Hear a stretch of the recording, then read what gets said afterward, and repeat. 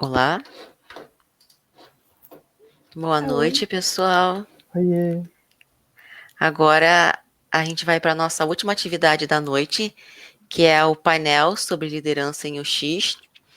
Lembrando, gente, que tem até às 22 horas para fazer um post no LinkedIn, marcar todas as letras e a Mergo, compartilhar um print e fazer um textinho básico sobre o que você está aprendendo aqui. Porque compartilhamento de vivência, de conhecimento, é um valor muito importante, tanto para todas as letras quanto para a Merco. Então, quem ainda não fez, a gente está catalogando lá, monitorando quem está fazendo, dentro do horário, e já passou 3 palestras. Então, bastante coisa que vocês aprenderam já, que vocês podem compartilhar lá no LinkedIn, para outras pessoas também aprenderem. Aí, primeiramente, eu queria agradecer Stefan, Caio, e Rafa por estarem aqui hoje, por estarem dedicando seu tempo para estarem aqui conversando sobre esse tema tão importante que é a questão de liderança em UX. Porque quando a gente pensa em design, muito em empresas de tecnologia, geralmente a galera de recorte social, LGBT, pessoas negras, geralmente estão tudo em cargos mais operacionais, júnior, às vezes pleno. É difícil ver pessoas mais sêniores que já são lead. Então, é muito importante trazer esse tema. Queria começar com aquela pergunta clichê, né?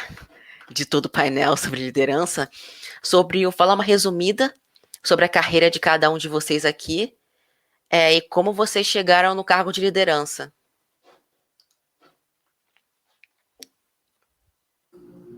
Bem, eu posso começar, então. Acho que, resumindo, a minha trajetória talvez seja bem similar à de outras pessoas que vêm do design. Eu fiz design gráfico, publicidade, trabalhei como designer gráfico, designer digital, como diretora de arte, até vir para o UX. E eu tive experiência com liderança antes de vir para a área de UX. Tive experiência de liderar algumas equipes de diretores de arte, então eu fui diretora de criação. E depois disso que eu vim para o mundo de UX design, trabalhei como UX designer, como UX researcher, e aí virei líder dentro da área de UX research. Então, minha trajetória foi mais ou menos por aí.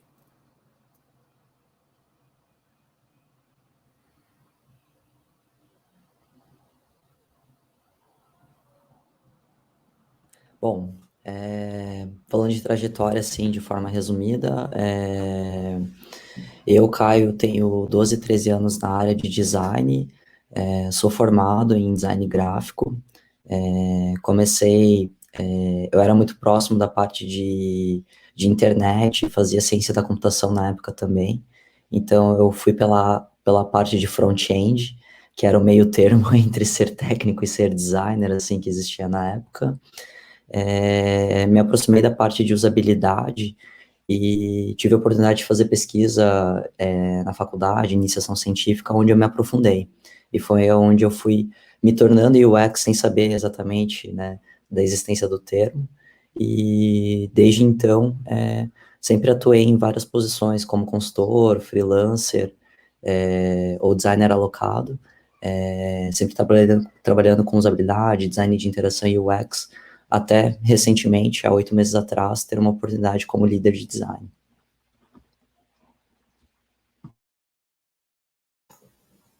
Oi, gente. Eu vou usar, tipo, já um meme, tipo, Bonacera Natasha, né? Só para vocês acharem que eu sou novinho, mas não sou, não. Já estou na área de design aí há 16 anos. Eu comecei com pesquisa e inovação, depois eu fui ser um termo que a gente nem usa mais, que era analista de usabilidade.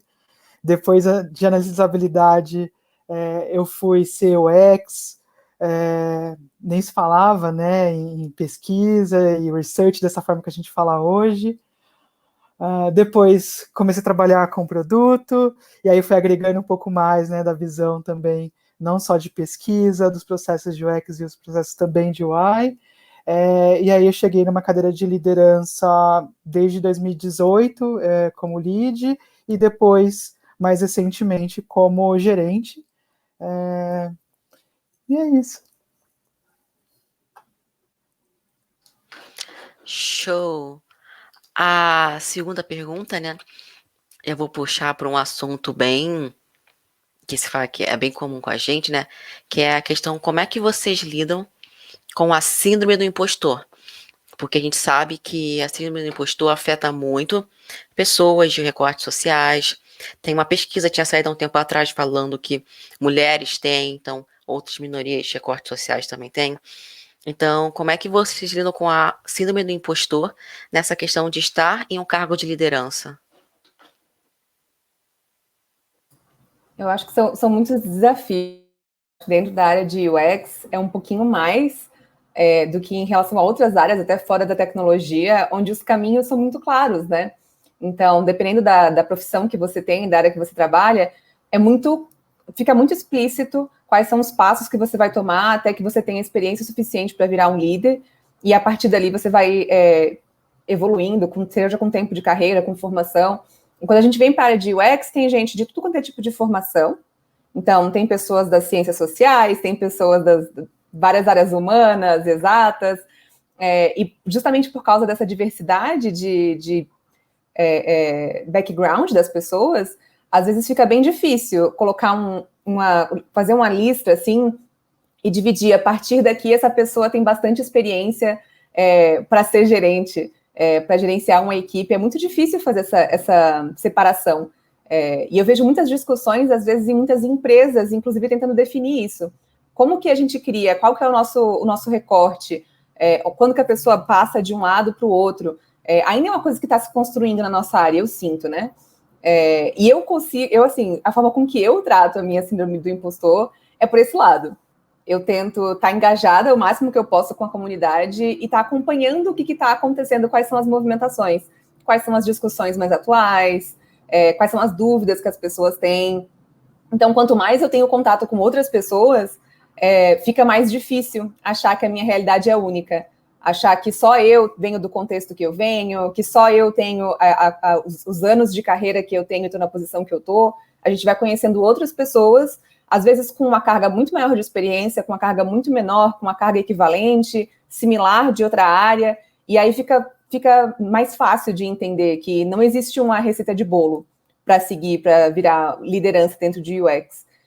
Eu tento me lembrar disso, e eu acho que engajando com a comunidade, acompanhando as discussões, é o que me ajuda. Não é um remédio, é claro, que a síndrome do impostor é algo que a gente fica aí combatendo o tempo inteiro, mas eu tento remediar isso com a comunidade e com a minha equipe mesmo. Eu tive muita sorte de que a minha experiência como liderança em UX foi em ambientes que tinham uma cultura muito forte de feedback e que as pessoas eram muito transparentes.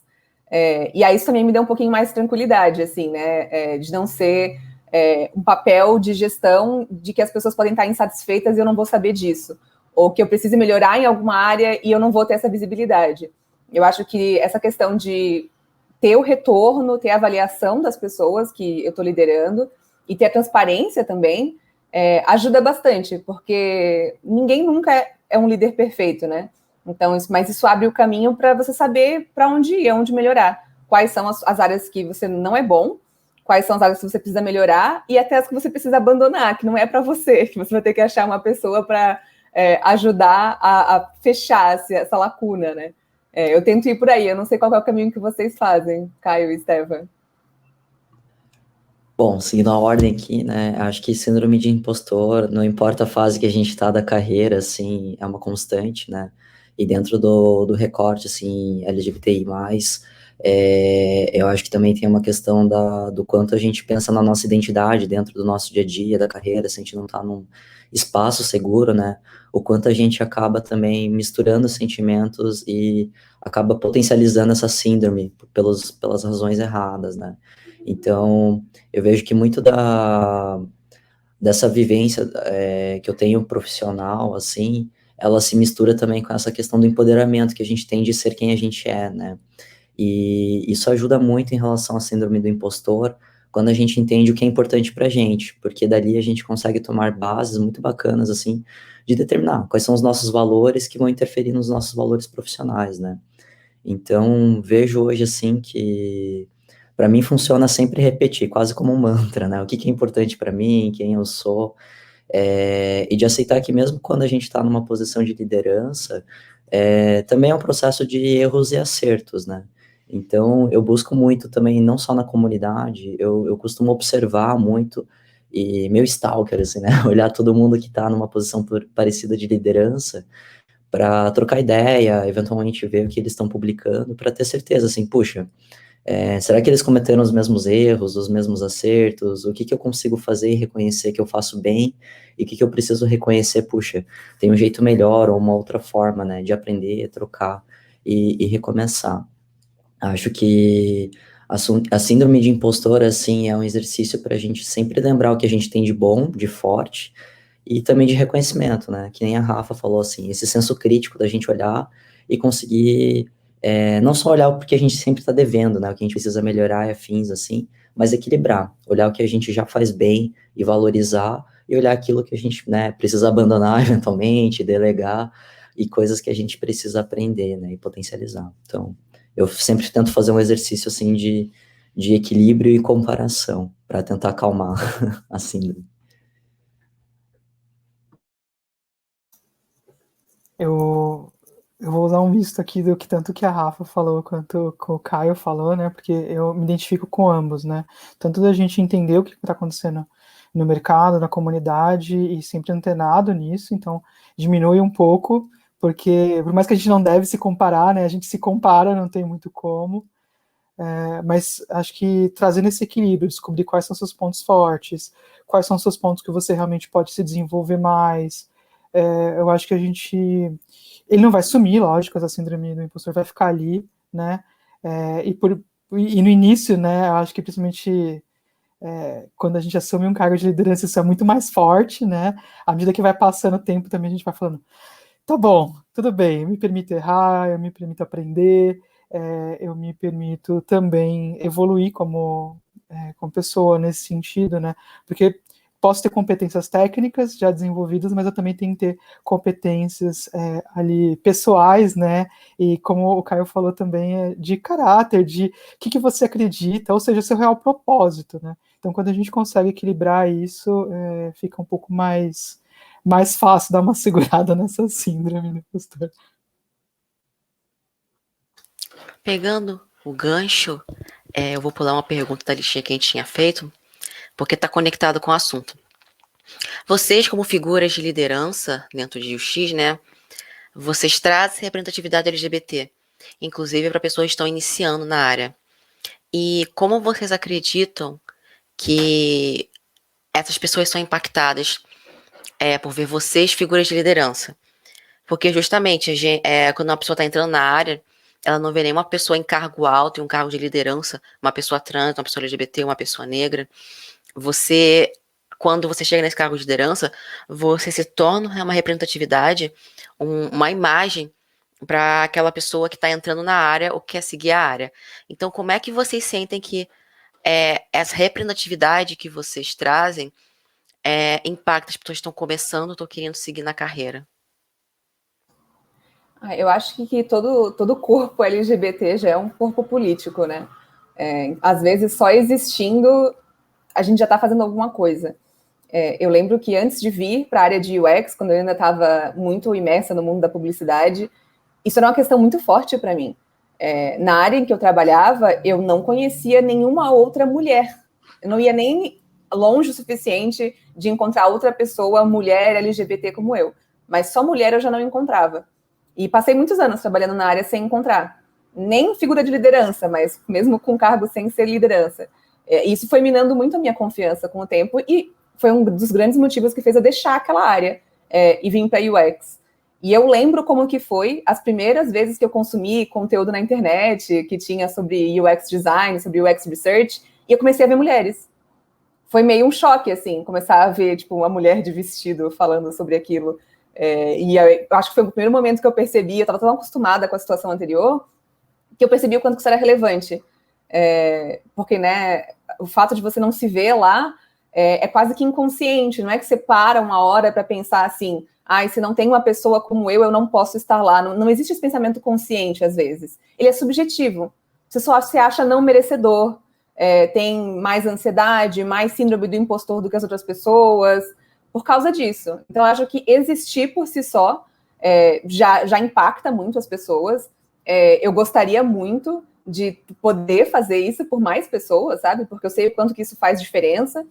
E também até a questão do trabalho, né, no dia a dia.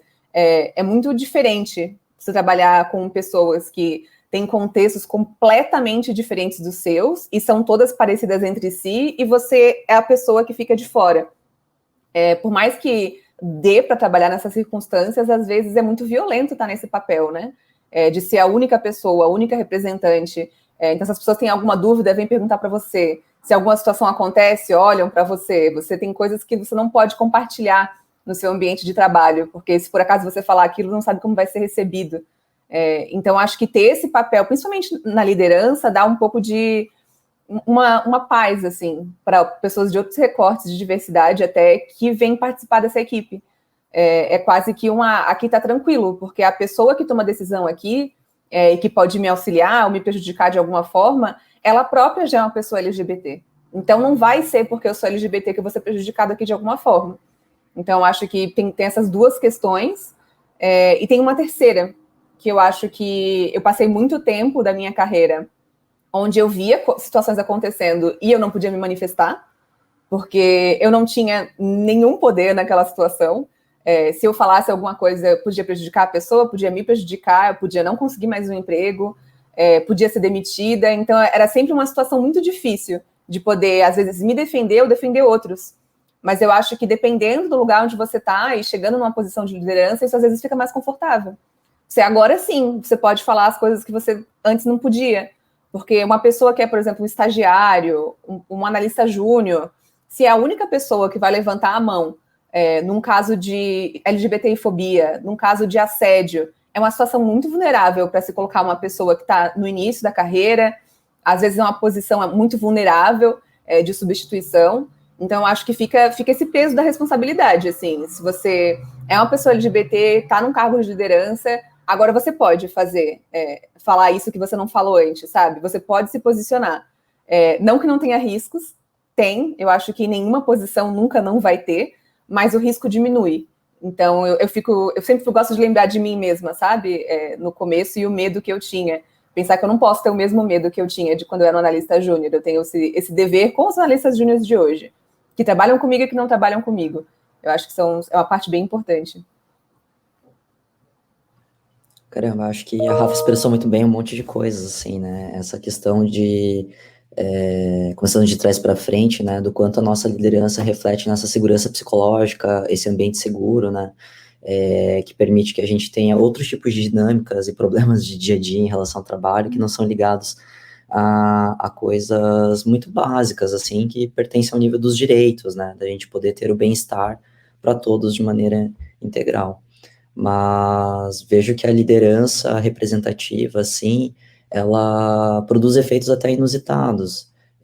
Pelo menos tem sido muito gratificante perceber, assim, que de alguma forma ou outra, mais do que inspirar, a gente mostra que é possível, sim, não estar dentro de um determinado estereótipo, não seguir coisas como a heteronormatividade, entre outros tantos padrões impostos, assim, especialmente para cargos de liderança, né, e mostrar que existem jeitos não só de representar outros recortes, mas também outros tipos de comportamentos e modelos de liderança, né, a gente não precisa ter uma certa aparência, um certo trejeito, mesmo até a forma de se comunicar e falar, todo mundo se expressa de uma maneira naturalmente diferente, né, então, poder mostrar que isso é tão real quanto outras coisas que a gente vê há tantos anos no mercado, e poder falar, olha, você também pode estar aqui, né, a gente está aqui criando novos exemplos e modelos, eu acho que é uma via de mão dupla, ao mesmo tempo que a gente tem a possibilidade de inspirar, a gente se sente fortalecido, acredito muito, assim, de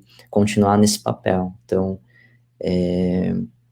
mais do que importante, assim, eu vejo que é uma coisa que ajuda a gente a se reenergizar a cada dia, porque ocupar esses espaços de fala, de presença, de mercado e por aí vai, é uma luta, né, em maior ou menor grau, e essa energia é importante a gente não só mostrar, mas quando a gente recebe essa troca de, puxa, caramba, que massa que você tá lá, que massa que você tá falando isso, que massa que é um homem trans ali numa liderança de design, nunca vi, vejo poucos, faz com que tudo seja recompensador, porque essa coragem também de ocupar esse lugar custa, eventualmente, pra gente coisas que outros líderes, né, dentro dos estereótipos padrão, não imaginam que a gente vive, que a gente passa, dilemas, dificuldades, ansiedades e calafrios, assim, mas é muito bom quando a gente tem um retorno de que tudo aquilo está valendo a pena, porque a gente está mostrando para um número que a gente nem sabe de pessoas, né?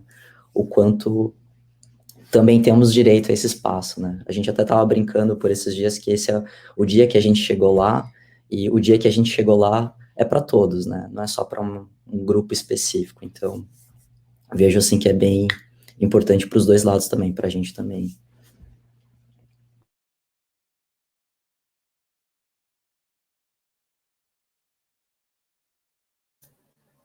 É até difícil, né, de falar depois de Rafaela e Caio. Acho que já trouxeram muitos aspectos que eu também concordo, e acho que ocupar o espaço, né, ocupar essas cadeiras para que a gente realmente tenha, seja plural, né, em todos os sentidos. A gente não pode ter uma liderança que é sempre igual, né, e eu acho que chegar nesse espaço, quando as pessoas reconhecem a gente nesses lugares, elas se sentem muito seguras, né, elas expressam isso, né, quando vem, às vezes você está entrevistando uma pessoa para entrar para o time, fala, poxa, que legal, tô vendo alguém igual a mim ali dentro, sabe? Ou alguém que vai me ouvir de uma forma diferente, ou de uma forma não tradicional, pelo menos, como a maioria. Então, você ouvir esse tipo de coisa, você fala, poxa, olha que inspiração eu estou sendo para essas pessoas, por mais difícil que para a gente seja estar nessas posições, né? Porque também a gente teve que quebrar barreiras para chegar onde a gente está hoje. E também alguém acreditou na gente, independente de qualquer coisa, e deu oportunidade. Então, acho que é um pouco de como a gente pode retribuir também esse cenário e trazer mais pessoas, né? Para esses mesmos lugares que a gente está hoje. E como que a gente pode criar uma comunidade realmente de líderes mais diversos e plurais, né? O que a gente sabe que não é uma coisa muito, muito simples de acontecer, principalmente porque a gente vive numa sociedade aí extremamente misógina, machista, né? Então, heteronormativa, então isso fica muito difícil, né? Para a gente realmente quebrar. Mas a gente tem que ser forte, não se calar muitas vezes, porque às vezes a gente tem medo, né, que foi um dos pontos também que surgiu aqui, e mesmo a gente tendo medo, a gente tem que ir em frente. A gente não pode, justamente porque a gente chegou nesses pontos, né, a gente continua ainda às vezes tendo esses receios todos, mas a gente não pode se calar. A gente tem que realmente ocupar, mostrar o que para que a gente está aqui, e como que a gente pode fazer para ser melhor para outras pessoas, né? Pegando o gancho desse assunto, apareceu uma pergunta aqui bastante interessante em relação ao cargo. Que quanto maior o cargo, maior os desafios. Líderes muitas vezes têm que lidar com C-level, que por muitas vezes são menos abertos com a diversidade. O famoso C-level, né, das pessoas fundadoras. E como é que vocês lidam com isso? É um desafio. Eu acho que quanto mais a gente sobe aí a cadeia hierárquica, mais privilégios a gente acaba encontrando nessas pessoas e menos elas vão conhecer outras realidades diferentes das delas. Então, às vezes, a gente precisa dar muitos passos para trás e explicar o óbvio. Pode ser, às vezes é meio frustrante, mas vale a pena de perceber que às vezes são pessoas que estão muito distantes do que a gente está acostumado na nossa comunidade, né? Às vezes a gente está fazendo discussões super evoluídas, já com algumas coisas já tomadas por certo, e essas pessoas, quando vêm de muitas camadas de privilégio, está muito, muito distante da realidade delas. Então, é até uma questão de adequar o discurso e voltar do basicão, assim. Às vezes é explicar o que são os termos, só para começar, depois evoluir em cima disso. Então, é uma construção, assim.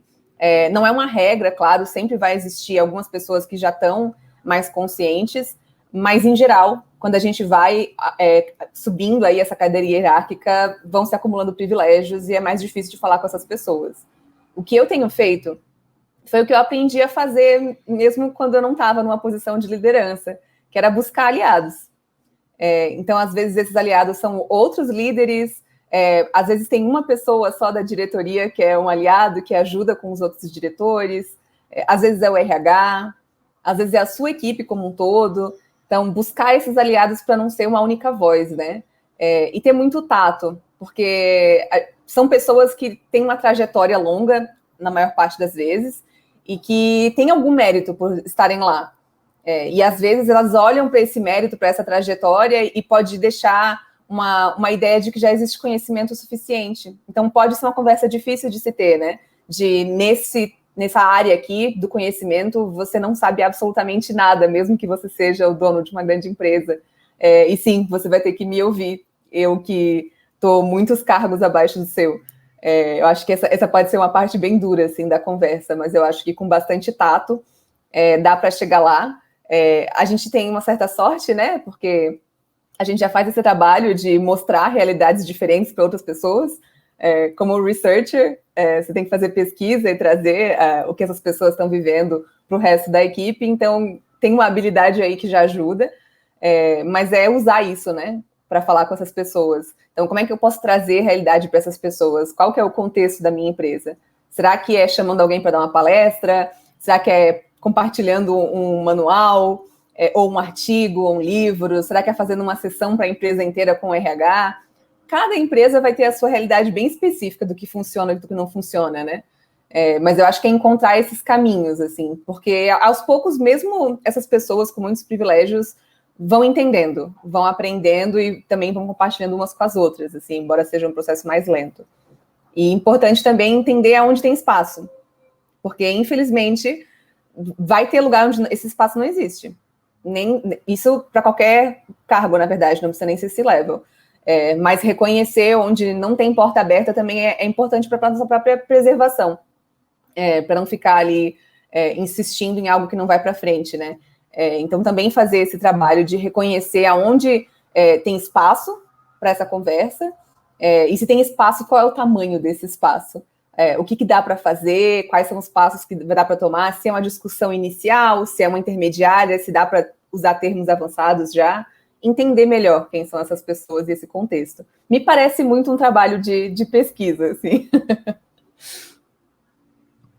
Vou concordar, é realmente uma questão de mapear, assim, né, uma boa observação, especialmente para você entender, independente também de ser o C-Level, ou algum outro fórum, né, dentro do trabalho, assim, se existe uma disposição daquela audiência para que você consiga encontrar esse espaço, né, porque existem uns momentos também em que você vai ter uma brecha maior ou menor para conseguir puxar e conseguir fazer essa questão didática mesmo, né? Porque é um trabalho, assim, é um processo, não é algo, assim, brusco. Do dia para a noite você vai esperar que as pessoas, de repente, magicamente compreendem e conseguem lidar com a diversidade, né?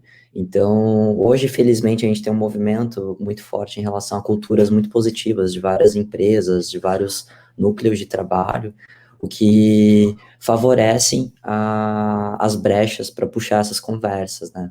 Porque muitas vezes, assim, existe também, embora as pessoas cometam gafes, ou elas não percebam que, de alguma forma, elas estão inibindo, ou elas estão intimidando esse público diverso de alguma forma nessas conversas, através dessas brechas hoje que se existem em relação à cultura, especialmente, é possível dar um toque, puxar, né, fazer algumas margens pequenas, que é por onde a gente vai ganhando pequenos espaços. Não é nada que você consiga fazer, assim, de repente, uma mega militância, algo muito evidente, especialmente com quanto mais alto o nível hierárquico, menos tempo na prática você tem já para lidar com eles. Então, as brechas se são pequenas, elas se tornam ainda menores, né, nessa janela de tempo. Então, essa habilidade de perceber, né, quando utilizar alguma coisa assim para aos poucos ir ajudando ou explicitando, né, tipo, puxa, talvez você podia ter se expressado dessa forma, né, eventualmente a gente reexplica alguma coisa que fica melhor falando de uma outra maneira, ou na hora de apresentar alguns dados faz de tal forma, né, então esses vieses que existem, todos nós temos enquanto seres humanos, né, a gente nem sempre consegue enxergá-los, assim, a gente não percebe isso, então a gente precisa de ajuda, e nesse caso aqui, né, dentro do nosso recorte, a gente precisa dar uns empurrões de vez em quando, né, então observar, perceber se existe essa disposição para usar alguma brecha, é a melhor forma de lidar, assim, com esses outros níveis hierárquicos. Mas existem momentos, às vezes, você tem uma janela ali de 15 minutos, 20 minutos, né, então vale a pena, às vezes, porque é uma coisa que te consome e te gera uma energia, assim,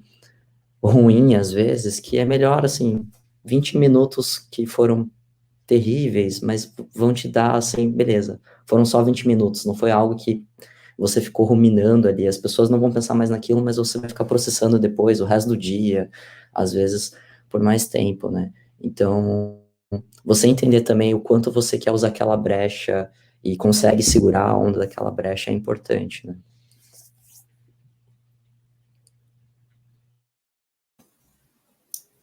Eu acredito que o Caio falou agora, e juntando um pouco também com a Rafaela, é ótimo que ficar por último, né? A gente vai construindo coisas que já duas pessoas já falaram, né? Mas concordo muito com esse ponto de, primeiro a gente tem que observar, ver quanto a gente tem de espaço realmente, ver o quanto isso vai ser desgastante para a gente, porque teoricamente não deveria ser nossa função, né? A gente também tem que explicar e educar essas pessoas que estão nesses cargos. Apesar que a gente sabe também que às vezes o óbvio é necessário. E aí eu gosto de mostrar números, né, gente? Porque números e dinheiros mudam a cabeça dessas pessoas que estão no C-Level. Então, mostra a quantidade de pessoas que ela vai estar deixando de consumir. Não só o produto que a gente está construindo, mas de que as pessoas não estão deixando de falar da marca dela, né? E que isso é muito importante. Ou quando ela quer estar associada a causas da sociedade moderna, ou quando ela quer ficar no passado. Então, às vezes você traz essas discussões que parecem até bobas, mas que realmente muda a cabeça das pessoas que estão ali em cima, né? Mas lógico, com muito cuidado, com muito jeito da gente lidar com isso, para a gente não ficar mal nessa situação toda, né? Então, eu acho que tem que ser em doses aí, acaba sendo homeopáticas até, sabe? Mas a gente não pode deixar de fazer, óbvio. Apareceu uma outra pergunta aqui, né? Que conversa um pouquinho com esse tema. Vocês acreditam que microgerenciamento pode gerar a síndrome do impostor em uma equipe? Posso responder só que sim e acabou? Não, tô brincando. Eu acho que com certeza. E eu acho que todo mundo, eu acho que dado o tempo de carreira o suficiente, já passou por uma situação de microgerenciamento. E ver o efeito que isso tem. Não precisa nem ser numa empresa. Pode ser num ambiente acadêmico, pode ser num ambiente familiar. Então, se você tem alguém verificando suas atividades no micro, então verificando coisas pequenas, a ideia que passa é o quê? Que você não é capaz de fazer aquilo sozinho, que você não é confiável, que alguém precisa vir e garantir que aquilo foi realmente feito, ou que foi feito corretamente, foi feito no prazo. Então, acho que sim, isso acaba criando essa sensação de que a pessoa não é capaz, quando você não dá autonomia para as pessoas trabalharem, né? Autonomia acaba sendo um voto de confiança. Você cria confiança para que a pessoa possa trabalhar sem que você tenha que ir lá microgerenciar o que ela está fazendo, que é ir no detalhe, né? Então, se eu passei uma pesquisa para a pessoa fazer, eu vou lá verificar se ela recrutou a quantidade correta de participantes, eu vou lá verificar se o plano está escrito direitinho. Não, isso eu faria se eu estivesse dando aula e aí eu corrijo do aluno, mas de um profissional que está trabalhando comigo, eu tenho que dar algum voto de confiança, né? E não ficar olhando cada uma das atividades. Eu acho que isso não só é a síndrome do impostor, como isso, infelizmente, acaba sendo mais comum com pessoas de algum recorte de diversidade. Boa parte das pessoas LGBTs que eu conheço, além de eu mesma, já tivemos esse tipo de experiência, onde, às vezes, se abre a porta e fala, nem vamos trazer alguém com recorte de diversidade para a nossa equipe, porque nós queremos ser inclusivos, mas não se confia naquela pessoa. A gente trouxe, mas eu não sei se ela é boa o suficiente, não sei se ela sabe o que ela está fazendo. Então eu vou lá verificar, eu vou verificar o tempo todo. Até o tipo da verificação que está sendo feita vai impactar, né? Então, se esse é um profissional sênior, você está verificando atividades iniciais que um profissional júnior já consegue fazer, o que isso quer dizer sobre aquela pessoa? Quer dizer que você não confia que aquela pessoa consegue performar atividades de um profissional de nível sênior. Então, eu tomaria bastante cuidado com isso. Gera síndrome do impostor e gera outras coisas também. Queda de produtividade, perda de tempo, inclusive, né, que você vai estar lá garantindo que aquelas atividades sejam feitas. Tem uma infinidade de consequências negativas para o microgerenciamento, além da síndrome do impostor, que eu acho que sim, gera. Vocês concordam comigo? Sim, também pode ser. Sim, também. Porque o microgerenciamento é uma questão, assim, ele sozinho, né, tem tantas coisas ao redor desse tema, mas essa questão da síndrome do impostor, assim, é muito realmente, né, questionando, assim, essa habilidade, né, a capacidade da pessoa de fazer qualquer coisa. Isso é uma falta de respeito mesmo, né, de você não conseguir lidar assim, puxa, eu te dou uma perspectiva macro do que precisa ser feito, tem uma visibilidade ali, eu não preciso ficar ali traqueando, né, vendo no detalhe um checklist, um to-do list, quanto tempo a pessoa levou, assim, de uma atividade para outra, ficou tanto tempo no banheiro, ficou tanto tempo no café, acordou tal hora, foi dormir tal hora, né, então, não só é ruim, assim, mas com relação ao trabalho, mas é invasivo também, né?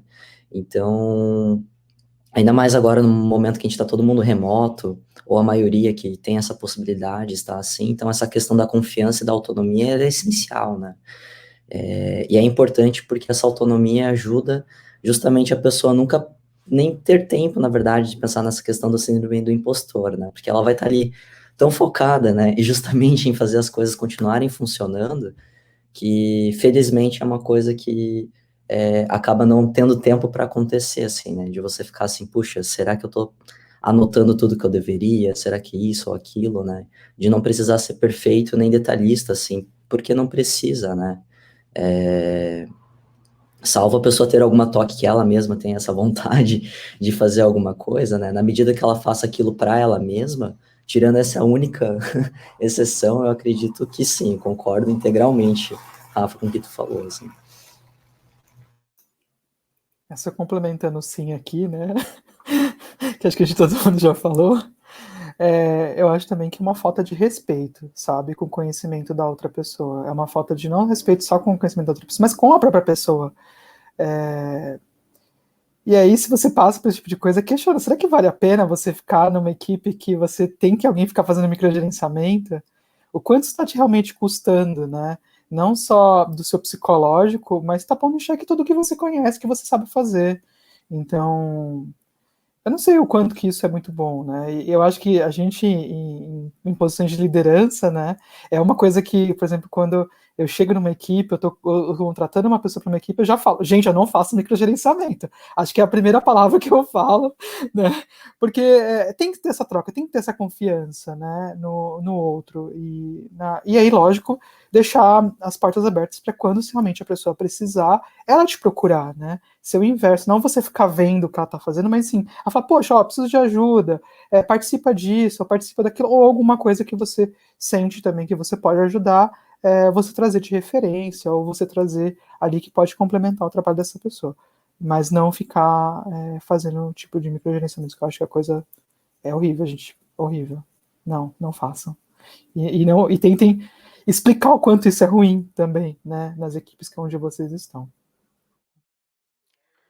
Fizeram uma pergunta aqui, na verdade, algumas perguntas, só que mais focada em pessoas trans, que é em relação ao... é uma pessoa que perguntou tanto a questão de enviar currículo com nome social,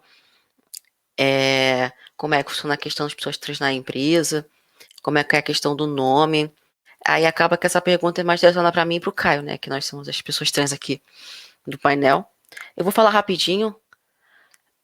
É complicado, ainda mais quando você tem que sair da empresa e atender outro cliente, aí na porta do condomínio da outra empresa, você tem que ficar mostrando RG, e o pessoal fica lá te tratando errado, porque tem muita coisa que vai além do, digamos assim, do poder que a empresa tem. Por exemplo, a relação da empresa com os clientes dela, nem sempre ela vai conseguir interferir lá. Eu trabalhei numa consultoria de CX já, que a gente tinha que ir lá no cliente, né? E eu tinha que passar por tudo aquilo para ir lá tirar dúvida, e não era algo que a empresa podia, assim, me apoiar tanto assim. Eu até entrei em contato com o jurídico, então eu não sou retificado, eu até hoje não retifiquei, então as pessoas trans vão ter esse problema. Meu nome, dos benefícios eu tive que pedir para trocar, é, porque o sistema de contrato CLT lá, que as empresas usam, eles pegam do CPF da Receita Federal. Aí acaba que tem essa questão do dead name, do nome morto, aparecendo muitas vezes sim, até porque os dados, muitas vezes, das empresas, eles não são integrados, não tem uma integralidade dos dados em si. Isso é um pouquinho do que eu posso compartilhar, mas eu recomendo você mandar currículo com nome social, sim, porque hoje tem muitas empresas abertas a pessoas trans, tem vagas exclusivas para pessoas trans. E é isso que eu posso compartilhar. Se Caio, se quiser compartilhar alguma coisa relacionada ao que você viveu também com pessoa trans. Bom, vivência em mercado de trabalho enquanto pessoa trans, tenho em 2 empresas, o que já me forneceu uma certa base comparativa, assim, também com relação a outros relatos que eu vejo. A questão, assim, que hoje não funciona, né? Cada empresa, infelizmente, ainda tem uma forma de lidar com isso. Existe uma dependência de sistemas outros, como esses do governo, então ainda não existe um mega sistema integrado, robusto, seja de qual empresa for ou do governo, que consiga fazer isso ser algo fácil. Eu tenho meus documentos todos retificados na medida do possível. Eu tenho 3 dead names, que eu tinha um problema de registro no meu sobrenome, então quando eu fui retificar meu nome, tive uma geração de nomes mortos aí, excedentes. Tem algumas peculiaridades ali, né? Então, de documentos e tal, acabei aprendendo bastante disso. Mas o fato é que, assim, você precisa ver se aquela empresa consegue, tem tratativas. Acho que perguntar, assim, é uma coisa bacana, é um direito seu, como pessoa que tem interesse, né, numa eventual vaga, porque a resposta que a empresa te der já vai te dar uma pista se vai fazer sentido mesmo, né, eventualmente estar lá ou não. Então, usar o nome social é um direito, a gente pode, quem não tem o nome retificado, assim como quem tem usa apenas o nome retificado, e informando. Eventualmente tem alguns RHs que pegam essa situação pela primeira vez, então só explicar qual é a diferença, que esse nome tem que aparecer em todas as coisas, no seu crachá, no seu e-mail, em todos os registros, por mais bobo que pareça, né, mas eventualmente basta às vezes a gente ter uma conversa rápida com o pessoal do RH, que eles já conseguem viabilizar algumas coisas e mitigar, não digo resolver, mas conseguem mitigar pelo menos todas as exposições do seu nome publicamente, né, em relação, assim, a estar disponível para as outras pessoas da empresa, em quais sistemas aparecem, seja, tem empresa que tem mural de aniversário, para não ir o seu nome de registro para lá, mas e sim o seu nome social, né, ou o nome retificado, entre outras variações que tem. Então, assim, cada empresa trata de um jeito, tem vários sistemas por trás disso, os sistemas não são integrados, então, solicitar e entender com a RH todas as aparições do seu nome, assim, é a melhor forma que tem para se sentir um pouquinho mais seguro, né, em relação a isso. Mas se eu puder deixar os meus 20 centavos, eu acho que as empresas deveriam correr com mais afinco para resolver isso. Porque eu já tive experiências em empresas que conseguiam arrumar o nome de pessoas que simplesmente não eram reconhecidas pelos nomes que elas tinham e não eram pessoas trans. Elas tinham um apelido, por exemplo. E como eram cargos altos, deu-se um jeito. Tinha o e-mail com o nome correto, o crachá, tudo direitinho. Então, às vezes, eu acho que as empresas criam um problema maior do que ele é. Não é uma coisa difícil de fazer. É super possível. Deveria ser, né? E no final, ajuda mais pessoas, além das pessoas trans, quando isso é feito. Com certeza. É uma pena, assim, que, eventualmente, falando de experiência, uma experiência numa empresa passada, eu avisei quando eu queria fazer minha transição social, assim, em relação a algumas coisas, né? Então, eventualmente, a gente não quer passar por certas situações, e eu não recomendo para as pessoas, né, trans sofrerem com essa burocracia do tempo. É uma coisa muito assim, você tem que exigir com um deadline bem curto, porque é bem constrangedor, assim, você sabe, porque essas pessoas que usam um nome, tem um nome de registro e utilizam outro nome, né, social, mas sem ser uma pessoa trans, elas têm uma resiliência de espera, digamos assim, para isso ser consertado, digamos, do que outras pessoas, né, no caso do recorte trans. Então, seria ótimo, lindo, se as empresas se preocupassem com isso, o quanto é constrangedor, mas eu acho inviável uma pessoa se expor por 3, 4 meses, às vezes, até o sistema se casar, assim, sabe? Então, claro que nem sempre a gente tem uma opção também, às vezes, por necessidade, a gente precisa aceitar um certo emprego, né? Então, a conversa eu vejo que é o jeito mais rápido, porque os sistemas, infelizmente, assim, dependem da boa vontade, né, das pessoas irem lá. Então, cutucar o RH para fazer isso acontecer é importante. Fazendo um gancho desse assunto para a próxima pergunta, aqui, qual é a opinião de vocês sobre empresas que usam diversidade como vitrine? Porque é muito comum a empresa investir em questões de marketing e não investir internamente na contratação, na questão da cultura organizacional, na questão de trazer palestras, de tornar o ambiente mais inclusivo para montar uma equipe mais inclusiva. Então, na verdade, estou juntando duas perguntas, que é essa questão das empresas que usam diversidade como vitrine e também essa questão de quando ela prefere só investir no marketing externo e não necessariamente treinar, abrir vaga para júnior e trazer uma pessoa para ter uma equipe diversa.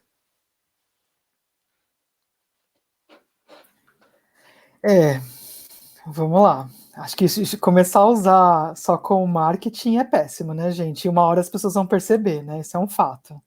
E eu acredito que a própria comunidade, aos poucos, vai reconhecendo isso à sociedade, né?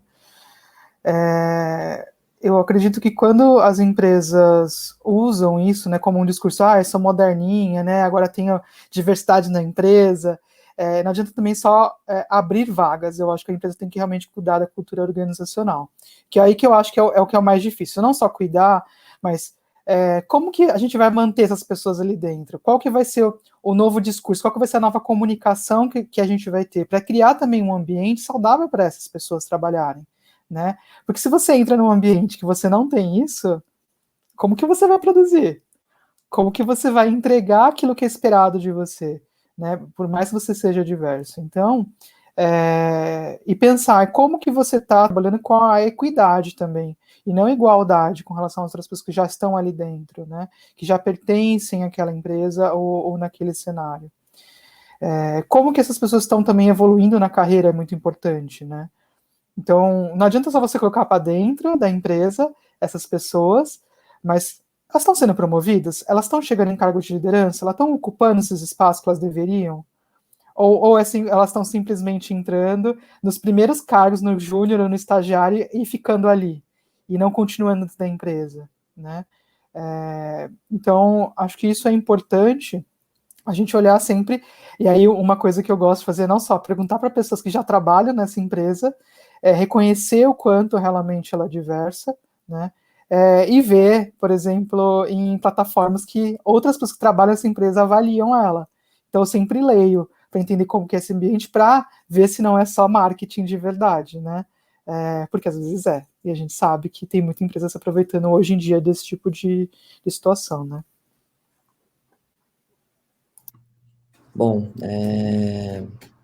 eu não sei se tem muito mais a acrescentar, acredito que é realmente negativo, assim, que a diversidade seja só mais um trending, né, para bombar, chamar atenção, mas é interessante pensar, assim, que agora que se fala muito de diversidade, é preciso pensar também que a diversidade não é um projeto, né, que tem início, meio e fim.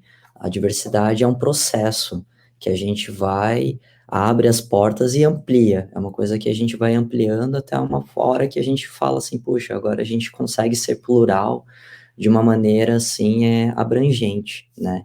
E é um processo contínuo, porque recortes, como a palavra diz, né? A gente tem tantos tipos de recortes e interseccionalidades também possíveis, que por isso não pode ser um projeto, né? É um processo, é dinâmico, então eu creio que hoje, assim, o maior equívoco dessas empresas que utilizam a diversidade como vitrine, né, na fala e tudo, é não entender que é um processo, que não tem só a porta de entrada, como o Stefan bem falou, mas você tem a manutenção desse processo, né?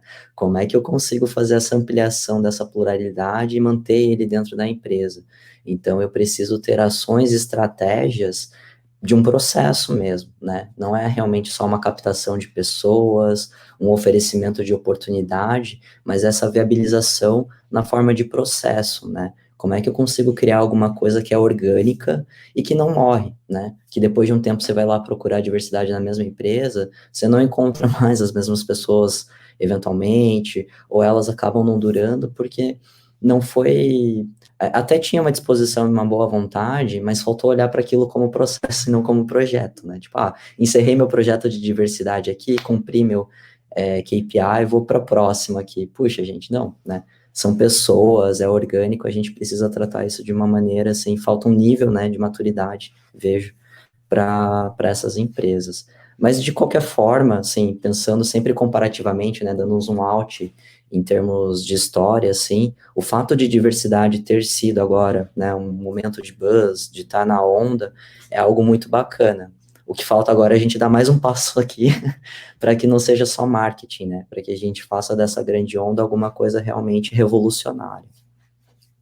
E eu, como, assim, sendo da empresa, eu tomaria muito cuidado ao tomar esse tipo de decisão. Porque uma empresa super tradicional, que você super conservadora, que você não espera nada, às vezes uma movimentação muito pequena, você já bate palma e fica impressionado. E uma empresa que está usando como vitrine e está falando, ela tem bem menos espaço para errar. Então pode ser um tiro no pé também. Quando você usa muito como vitrine, não tem esse trabalho interno feito e você vai ser muito mais julgado por isso, muito mais cobrado. Eu acho que é muito mais importante fazer e depois anunciar do que o inverso, justamente por causa dessa grande armadilha. E vão aparecer momentos de desafio, momentos de crise, momentos de demissão, de promoção, quando uma pessoa de cargo muito alto fala algo que não deveria. Então, como se passa por esses momentos, eu acho que é onde a empresa se prova se ela está falando sério sobre diversidade ou não, né? E a comunidade descobre.